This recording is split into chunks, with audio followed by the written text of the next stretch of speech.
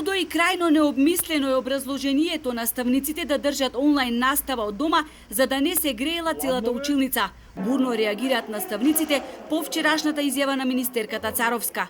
Сте прашале ли, велат некој наставник, пред да донесете вака неиздржана одлука, дали имаме ресурси и услови да ја донесеме училницата дома и при тоа целата приватност да ја подредиме на онлайн наставата?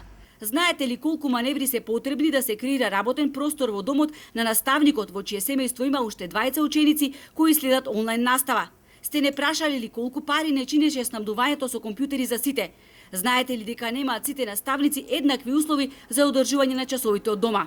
Овие прашања ја мачат и нашата соговорничка. Таа е наставник со долгогодишно искуство и во име на своите колеги раскажува со што се соочуваат. Како прво треба грејење во сите простори од домот. Дали секој сега има парно грејење во сите простори е прашање. Еве јас лично немам. Имам плюс 2 деца дома, кои што исто така треба да следат онлайн настава и месечно плюс за интернет трошоците, плюс со возилото што доставувам печатени материјали, па одиме на училиште, ги внесуваме часовите таму во дневникот секојдневно. Значи, се зголемуваат многу, да речем, трошоците.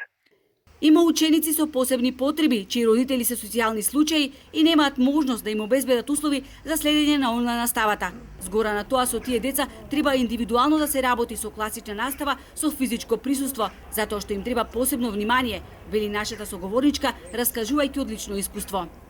Лично јас имам случај, дете со посебни потреби и неговите домаци со посебни потреби, немаат нити телефон, нити компјутер, можно е да им е исклучена во моментов и струјата, затоа што нема средства да ги подмерат тие трошоци, како тоа дете ќе работи.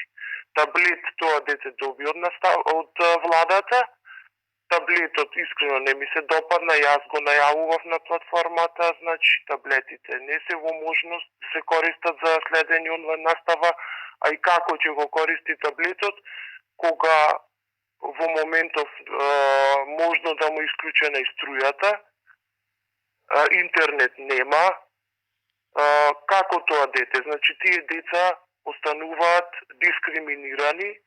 Наместо да се ја здисува со купување лаптопи на пратениците, државата беше должна да обезбеди компјутер за сите 40.000 дечиња, чии родители не се во можност да им купат рачунало, а на семејствата со социјални примања да им ги подмири сметките за струја и да им обезбедат интернет, вели нашата соговорничка, која смета дека одлуката да се одржува настава од дома е економски крајно неоправдана.